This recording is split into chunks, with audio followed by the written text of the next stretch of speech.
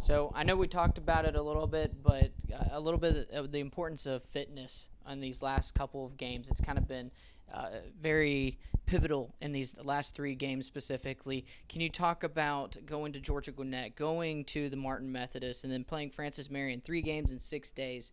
That's got to be tiring on the girls, but that's also kind of important why you didn't play Coker yesterday. Can you kind of talk about that all-encompassing fitness levels and the importance of it? College soccer is what it is in terms of everything is very compact. With the Hurricane, we're in a predicament where we're trying to make up games, and I took the Gwinnett and the Martin Methodist game. I wanted those games. I thought it was great for us, and we played really well. But those journeys take a lot out of you, and traveling to Gwinnett and then moving on to Tennessee and driving all the way back. We got back around 5:30 in the morning on Wednesday, which isn't ideal.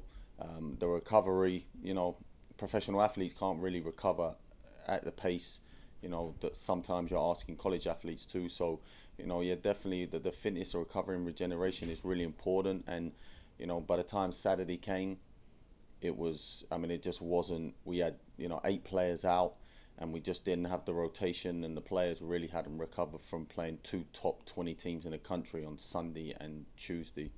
So it was a first time going into overtime this year, playing 100 plus minutes. Can you talk about that Francis Marion game on Saturday and kind of breaking that down?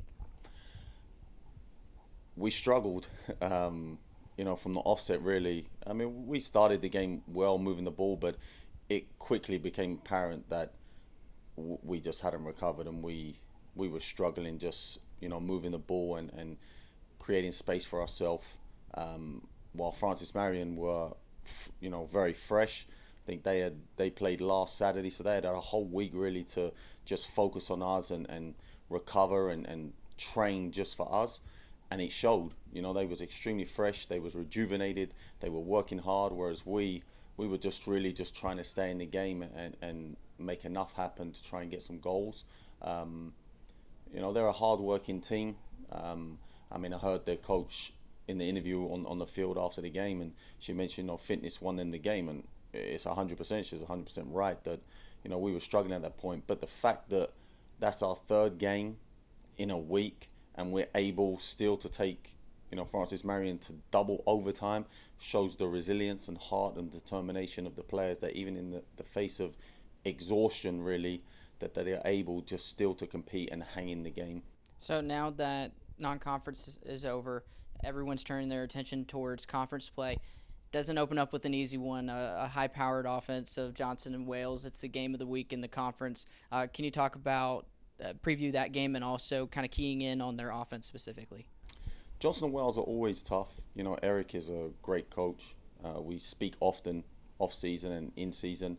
He's doing great. He obviously has the leading goal scorer in the country right now, Savannah Jackson, who, we played last year, and she is a very good player. She's tough, resilient, very smart, and she's obviously clinical in front of goal. So, you have to have a game plan for him in general, because his teams are very well structured and organized. But you specifically have to stop Savannah Jackson. She's very much the threat, and you have to game plan to make sure you nullify her.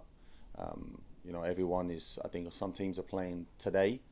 It's our first game. Obviously, going down to Miami is a very tough trip. The journey is very long, but this is the conference we're in, and these are the games that I love. So I'm looking forward to going down and playing Eric and pitting our wits against each other, and our teams stepping foot on the field and seeing who comes out on top.